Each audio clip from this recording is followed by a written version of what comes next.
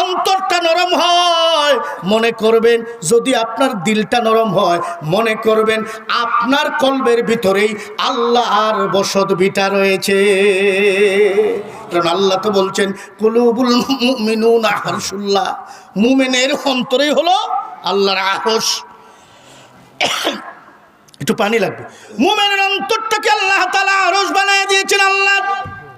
আল্লাহ বলেন আমি আসমানে জমিনে পাহাড়ে পর্বতে কোথাও ঠাঁই পাই না। বান্দা যখন আল্লাহ আল্লাহ বলে জিকির করতে থাকে, গুফতায়ে গুফতায়ে আল্লাহ বুয়াত গরচুমে হল কুমে আবদুল্লাহ বুয়াত। বান্দা যখন আল্লাহ আল্লাহ বলে জিকির করতে থাকে, তখন আমি মাওলা আর আরশে থাকি না, আমি আর আসন ছেড়ে দিয়া বান্দা যেই কণ্ঠ দিয়া নরম দিলে প্রেম ভরা কণ্ঠে যেই আল্লাহ আমি আল্লাহরে আল্লাহ বলে স্বীকৃতি দিতেছে, যেই কণ্ঠ দিয়া ডাকতেছে, আমি আল্লাহ এসে ওই বান্দার কণ্ঠ নালিতে বসে যায়। আল্লাহ আপনার আমার কণ্ঠ নালিতে বসে যান। এ বান্দা আমার ভাইয়ারা, এই জিকির আপনি কিভাবে করবেন? জিকিরের মধ্যে সর্বোত্তম জিকিরের পন্থা হলো আকিমিস সালাতা লিযিকরি। নামাজকে দিয়েছেন আল্লাহ তাআলা সর্বোত্তম জিকিরের পন্থা হিসেবে। নামাজ হলো আপনার সর্বোত্তম জিকিরের পন্থা। আপনি যখন আলহামদুলিল্লাহ বলবেন, আল্লাহ পাকের জিকিরে লাইগা গেছেন। আপনি যখন আলহামদুলিল্লাহ সূরা ফাতিহা শেষ করলেন, আল্লাহর গোটা মানপত্রটা আপনি পাঠ করে ফেললেন।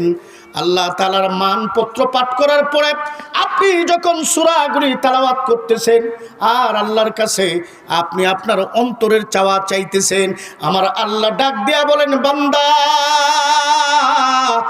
আমার মানপত্র পাঠ করে আমার কাছে চাইয়া খালি হাতে ফেরত যাবে, এটা তো আমার রুবুবিয়তের মধ্যে নাই, এটা আমি প্রতিপালক হতে পারি না, এটা আমি রবের গুণ হতে পারে না।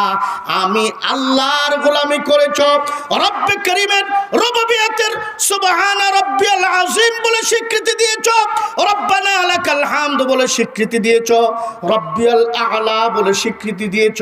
সর্ব অবস্থায় আমি রবের গোলামির ট্রেনিং এর মধ্যে সব স্বীকৃতি আমি রবের জন্য দিয়েছি। আমি রব, এমন তো রব নই, আমি রব শুধু তুমি যা চাইছো তাই দিলাম না, কিন্তু যা চাইতে পারো নাই কিন্তু প্রয়োজন, তুমি যা চাইছো তা তো দিলামই, যা চাও নাই তাও দিলাম, কিন্তু যা প্রয়োজন, যা তো প্রয়োজন আছে আমি প্রয়োজন বোধ করে তোমার জিন্দেগির সমস্ত প্রয়োজনীয় জিনিসগুলি দিয়ে দিলাম।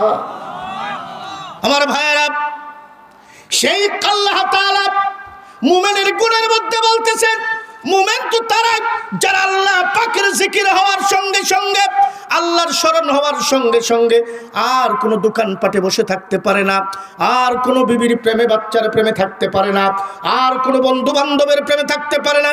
যেখানে আল্লাহর জিকির হয়, যেখানে আল্লাহর স্মরণ হয়, সেই জায়গার দিকে পঙ্গপালের মতো ছুটে আসতে থাকে। এরাই হলো আমি আল্লাহ তাআলার কাছে মুমিন বলে আমি স্বীকৃতি দিলাম। আল্লাহর বান্দারা আরেকটা স্বীকৃতি আল্লাহ দিতেছেন, ওয়া ইযা তুলিয়াত আলাইহিম আয়াতুহু যাদাতহুম ঈমানা। যখন মুমিনের আরেকটা গুণ হলো, আরেকটা কোয়ালিটি হলো, যখন তার সামনে কোরআনে কারীমের আয়াতে কারিমা তেলাওয়াত করা হয়, কোরআনের আয়াতগুলি পঠিত হয়, তখন তার অন্তরের ঈমানের পাওয়ারগুলি বাড়তে থাকে।